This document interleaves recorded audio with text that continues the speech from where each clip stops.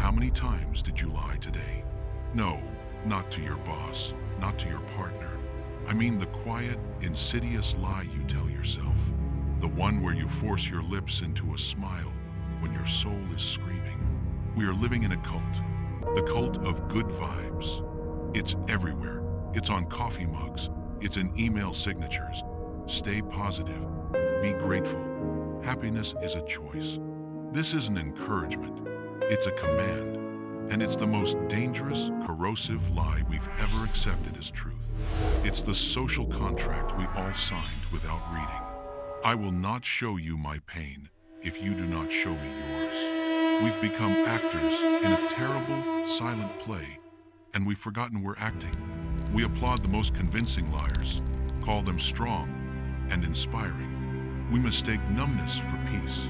This isn't spirituality, it's anesthesia, a collective agreement to numb ourselves to reality because reality is sharp, it has edges, it hurts. So we trade the authentic, searing pain of living for the comfortable, hollow numbness of pretending. And we call it positive thinking, but it's not thinking, it's avoiding. It's the most sophisticated form of denial humanity has ever invented. We've put a filter on reality, and now we're angry when the real world bleeds through. This sickness has a name, toxic positivity. Let's be clear, this isn't about genuine optimism. It's not about finding a flicker of hope in an endless dark. That is survival, that is human. This is about forced optimism. It's the denial of reality. It's the friend who says, well, at least you have a job, when you confess you are so burned out, you can't feel your own hands.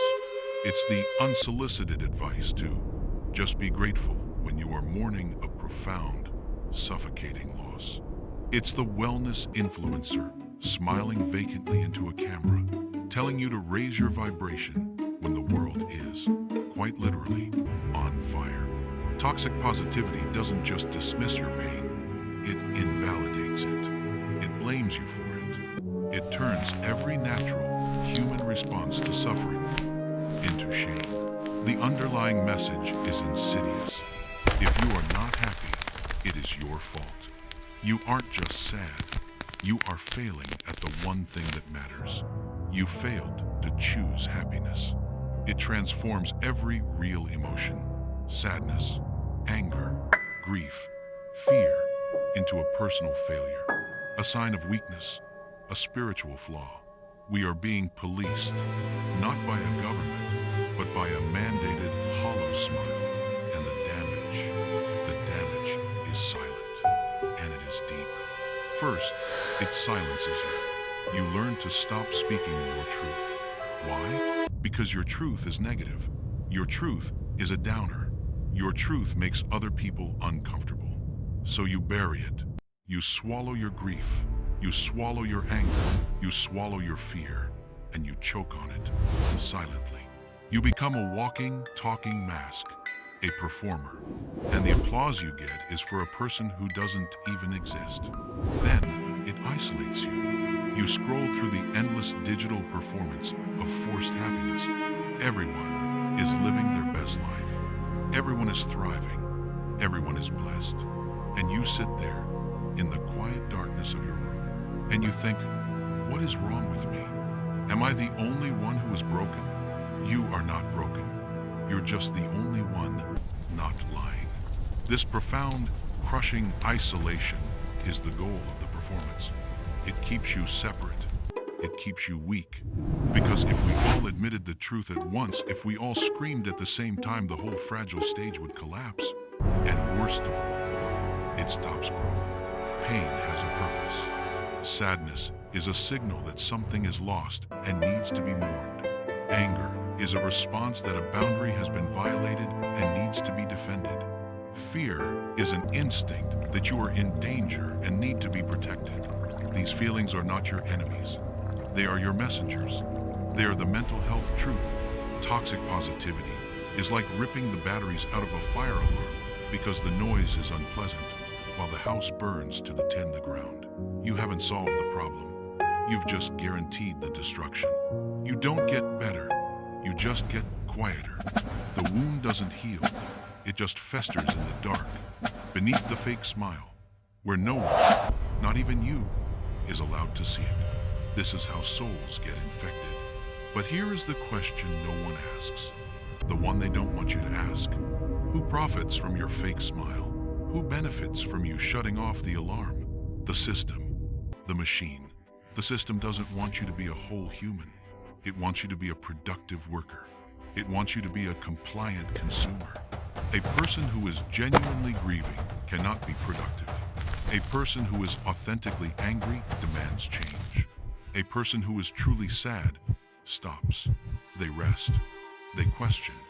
They rethink their entire existence. But a person anesthetized by good vibes only, they keep going. They push through the burnout. They drink the energy drink. They buy the next self-help book, the next wellness retreat, the next meditation app, absolutely convinced the problem is inside them. Good vibes only is the perfect lubricant for late-stage capitalism. It privatizes suffering. It tells you your depression is just a chemical imbalance in your flawed brain. Your anxiety is just a mindset flaw you need to fix. Your burnout is a personal failing of time management. It never points to the 10-hour workday, the unlivable wage, the precarious future, the vanishing community, or the existential pointlessness of it all. It is the ultimate sleight of hand. Look here, at your flawed brain chemistry. Don't look there, at the crumbling foundation of the world we built. It keeps you so busy fixing your mindset that you forget to fix the world that broke you. It's time for the brutal truth about happiness. The truth is, life is not only light, it is also shadow, and you need both. You are a creature of contrast. You cannot have courage without fear. You cannot know connection without risking heartbreak.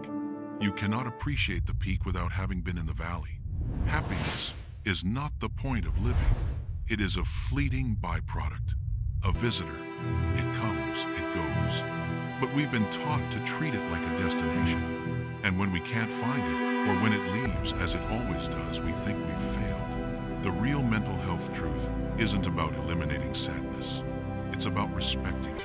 It's about building a life strong enough to hold that sadness, to sit with it, to listen to what your anxiety is trying to tell you, to honor your grief as the sacred price of love. Accepting the brutal reality of life, that it is often unfair, painful, and chaotic, is not pessimism. It is the soil from which resilience grows. Realism is the act of seeing the whole picture, the light and the dark, the joy and the pain, the beauty and the horror.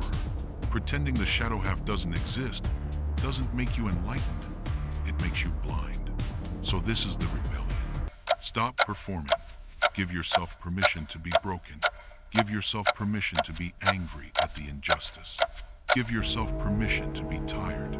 Give yourself permission to feel the full, terrifying, agonizing, beautiful spectrum of being human. True courage is not pretending to be happy. True courage is facing your own darkness and saying, I see you. You belong here too. The truth isn't always beautiful. It isn't always positive. But it is always real. And in a world that is drowning in fiction, real is the only thing that can save you. It's the only thing that truly heals. If you've listened this far, it's because a part of you already knew this. You felt it. That exhaustion that no amount of sleep can fix. That quiet, constant ache of pretending. You're not alone in it. You're just awake in a world that is desperate to stay asleep. If these words resonated, subscribe, not for me, but as an anchor, a reminder that it's okay not to be okay. And share this, not for vibes, but for validation. Someone you know, someone who is also performing, needs to hear this. And if you're ready to go deeper, to dismantle another lie we're told, watch the video on your screen now. The one about the loneliness of success. Because the truth doesn't just set you free. First, it makes you an outsider.